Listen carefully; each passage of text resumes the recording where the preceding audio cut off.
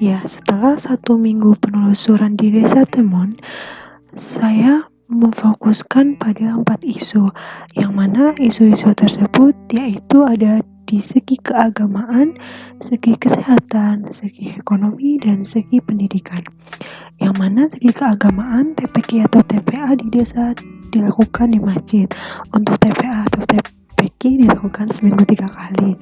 Walaupun di masa pandemi ini, keduanya itu masih tetap berjalan dengan mentaati protokol kesehatan. Kemudian pada segi kesehatan pada masa pandemi ini, protokol kesehatan itu belum terlalu diterapkan dengan baik. Untuk itu harus adanya sosialisasi atau pengertian terkait prokes terhadap warga masyarakat. Yang ketiga, dari segi ekonomi, mata pencarian penduduk desa yaitu sebagai petani. Akibat yang terjadi karena COVID menyebabkan menurunnya pendapatan. Kemudian di pendidikan dalam masa pandemi ini, orang tua kewalahan untuk mengatasi pendidikan yang dikarenakan sistem pembelajaran melalui daring. Analisis akar masalah dan analisis prioritas kali ini, yang pertama saya membahas mengenai ekonomi. Dampak yang terjadi dari adanya COVID-19 menyebabkan beberapa usaha mikro kecil menengah desa Temon berhenti melakukan produksi. Masih belum banyak terdapat usaha rumahan karena mata pencarian penduduk desa Temon didominasi oleh petani. Untuk mengetahui lebih dalam mengenai kondisi ekonomi penduduk desa, saya akan melakukan wawancara dengan pihak terkait untuk mengetahui kondisi sesungguhnya akibat dampak COVID-19, mengajak masyarakat menanam tanaman yang bermanfaat seperti tanaman sayuran ataupun tanaman herbal yang mana dapat bermanfaat untuk diperjualbelikan. Selanjutnya masuk di bidang pendidikan, analisis akar masalah dan analisis prioritas mengenai pendidikan, yang mana pendidikan adalah suatu proses pembelajaran pengetahuan, keterampilan, dan kebiasaan sekumpulan manusia yang diwariskan dari satu generasi ke generasi selanjutnya melalui pengajaran, pelatihan, dan penelitian. Pendidikan adalah suatu usaha sadar yang dilakukan secara sistematis dalam mewujudkan suasana belajar mengajar agar para peserta didik dapat mengembangkan potensi dirinya. Dengan adanya pendidikan, maka seseorang dapat memiliki kecerdasan, akhlak mulia, kepribadian, kekuatan spiritual, dan keterampilan yang bermanfaat bagi diri sendiri dan masyarakat.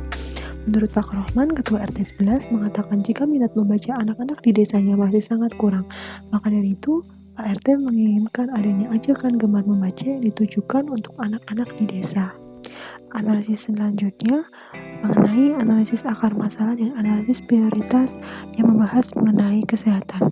Melihat situasi dan kondisi yang terjadi sekarang ini akibat penyebarannya COVID-19, penerapan protokol kesehatan perlu diperhatikan oleh siapapun, karena menjaga kesehatan dimulai dari diri sendiri supaya terhindar dari penyakit yang ada di sekitar kita. Penyebaran kasus COVID-19 yang semakin meluas, terutama di Desa Temon, sudah ditemui beberapa warga yang terpapar virus corona.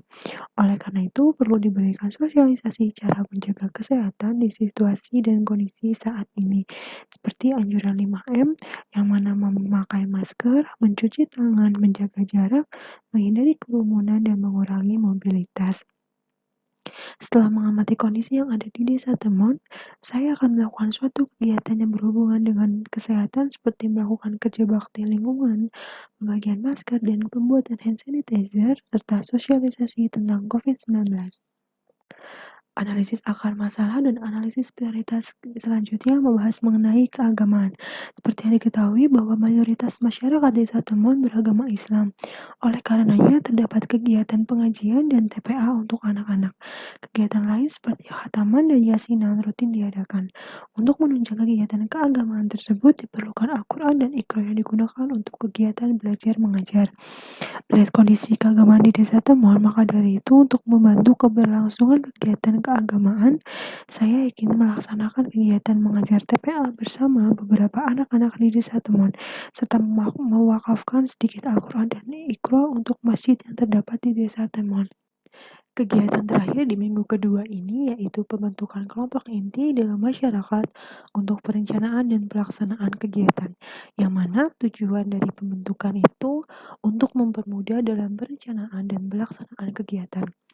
Saya dan teman-teman Karang Taruna telah berunding untuk memecahkan masalah yang ada di Dukuh Randu, Desa Temon sesuai tema yang saya pilih.